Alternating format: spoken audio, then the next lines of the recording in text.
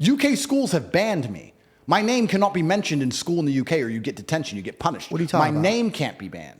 Google, Andrew Tate banned English schools. In England, if a child or a student says my name, they are reprimanded. That doesn't make sense to me. How is there so much garbage in the world that is legitimately evil? And you could talk about it. Let me give an example. I don't think any man or woman should ever have the right to have their voice be taken. Let me give you an example. I love Jesus. Yeah. But if somebody came up to me, flicked me off and be like, F your God, blah, blah, blah, this and that. Guess what? Hey, man, that's okay. Yeah. You have every right to say that. Yeah. So how is it even allowed?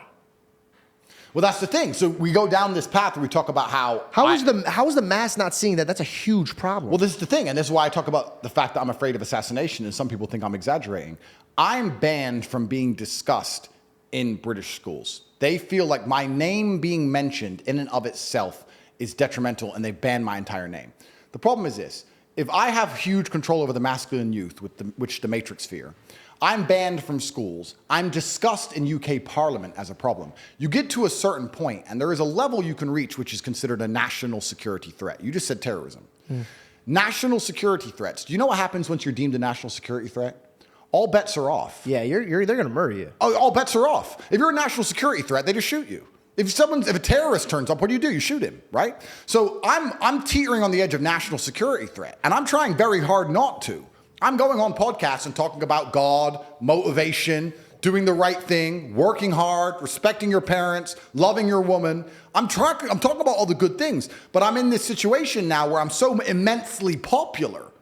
When I was in jail, people started planning demonstrations and riots, and from jail, I was like, no, don't do that. If people start burning buildings, they're never going to let me out. Yeah. They're going to keep me in there forever. Like, no, just write emails happily. Like, just stop. Happily, too. Happily. But it's true. You know, it's scary. You're but in this also, position. you want to teach men how to do it the right way. And I think when people are like, we got to fight for this cause, let's burn this lady's car. Yeah. To me, that's ridiculous. Of course. I don't know how we even got to a place where rioting is even a thing But this is another thing that's scary about power and influence, right? If I were to send a message on Twitter right now with a location and say, I'm going to be there in 2 days, with no promotion, no money, I wouldn't have to build a sexy video, nothing. There would be thousands and thousands of boys there. Is there one idiot? Probably. Is there one moron? I bet. Of course there is. There's if you get a group of anybody, you're going to get one moron. Yeah. If that moron does something wrong, and he's been at my rally a few weeks before, whose fault is it? Dude, I just said this, and I got smoke for saying this. When Kai had his meetup, I wasn't angry at Kai, but I was trying to let them know that famous people nowadays have a little bit more access because we could just go straight to the phone. Yeah. If you're in the 90s, TV shows, you watch them on the sitcom. But now because we could just dial right into your phone, if Kai goes, hey, I'm going to be in New York. Now, he never said burn New York. He never said break the cars. He never told anybody to do that. In fact, he wanted to just show up and have a great time with the people that love him. Yeah. He had a great heart for it. Yeah. But he has to take responsibility for that because none of those problems would have happened if he didn't tweet, I'm going to be there. Yeah. And that's the thing, right? So you have that level of responsibility to a degree is scary. And Kai, he's young, isn't he? Yeah. He's young, yeah. But he's, by the way, great kid. Yeah. And people were getting so mad and saying that I'm a huge fan of Kai. I love his content. I love his heart. Every time I see him, he has a great smile on his face. He's a great soul. I was just saying, you have to be, with great power comes what? Great responsibility. Okay. That's right. Yeah, no, and you're completely right. So then you have to tie all that in. So I am scared about the fact that someday someone's going to say, you know what, this guy's causing too much problems or he has too much influence. Can he just... Why wouldn't they do that already? Can he just crash his car? Can his jet just crash? Can we just get rid of this guy? Because it fixes a lot of issues. And then you have to sit and say, is my life worth more than the trouble I'm causing to these people? They don't give a shit about me. They don't give a shit about anybody. So you do get to a position where it's scary. And then you have to sit and decide, well, do I want to sell my soul to the devil and cuck? Or do I want to just shut up and disappear, which is also cucking? Or do you want to live for something? And do you want to die as a name as opposed to a number? And I've made that decision, and I'll continue to do what I believe is best. But I think that also, and I want to say this here, I think it's the first time I've said it, I don't want to take too much credit. But I do believe the Matrix is cracking. I do believe now we live in an internet where you can say things you couldn't say 2 years ago. Yeah. Where information is different. Pendulum. Oh, it's swinging. It's swinging. And I feel like I'm a huge part of that. Dude, I'm not here to gas you up, because then I just look like the guy is sucking up to you. Again, there's a lot of things we disagree on, so I'm not sucking up to you. But I don't think anybody had the balls that you had. Oh, absolutely. I went guns blazing at them, at the Matrix. And I went guns blazing at them. And I said on an earlier podcast, I said, this is a 3-stage plan. The Note Boys asked me, and they said, you became the most famous man in the world. You became the most Googled person on the planet. Every single TikTok video is you.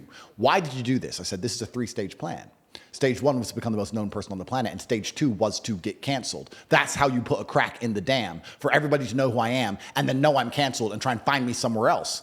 And now, oh shit! So you wanted to get canceled to show that doesn't even matter. And I'm bigger than ever before. So technically, dude, this song has been sung before when Jesus died and then came back. Well, there's also and by the way, I'm not comparing you to Jesus. No, I want everybody to make sure. This song has also been sung. I don't know if it was Aristotle or Socrates. It was one of them who was assassinated for corrupting the masculine youth. So this song has also been sung. One of them, I can't remember which one, was put to death because they said he corrupted the masculine youth because he told them not to join the army. So it's scary, right?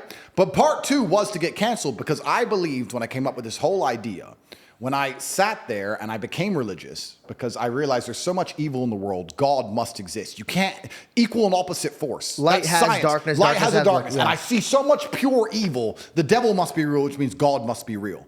And I sat there and I decided, please remember, before I became massively overtly famous, I already had plenty of money. I didn't need money. I didn't need to do any of it.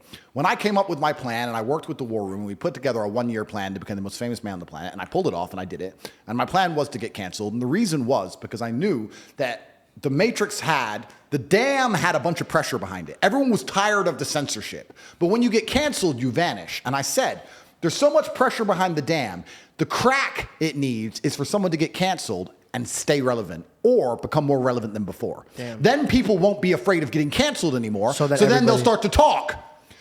And when I got canceled, and I moved to Rumble, and I put together the whole big Rumble thing, and I put together my final message, and I said my unmatched perspicacity coupled with sheer indefatigability makes me a feared opponent in any realm of human endeavor. And I sat down with Patrick Bet David, and I said, they fucked up. They shouldn't have deleted me. They sitting around thinking they've got rid of me. They made a mistake. And then the Matrix got pissed off. I got bigger, so they threw me in jail, which made me bigger.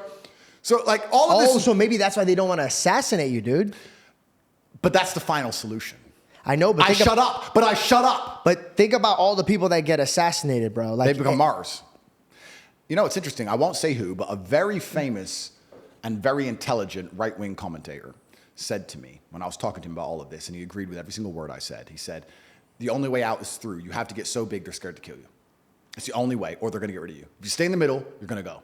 You have to get so big that killing you will cause the problems they don't want you to cause alive. Have you ever read Job? No.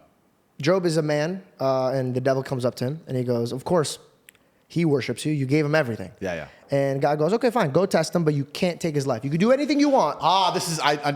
Carry on, but you can't take his life. Yeah. And he does. And so the tactic is, we got to remember that life is held in God's hands, not the devil's hands. So this whole entire demons or these matrix or anything that they want, as much as powerful as we all think they are, they only move when God wants them to move. I agree with you. And when I came to this industry, my mom said one thing, because I was scared. I was scared of the Illuminati. I was scared of all this stuff. And my mom hit me with a reference that had to do with my industry.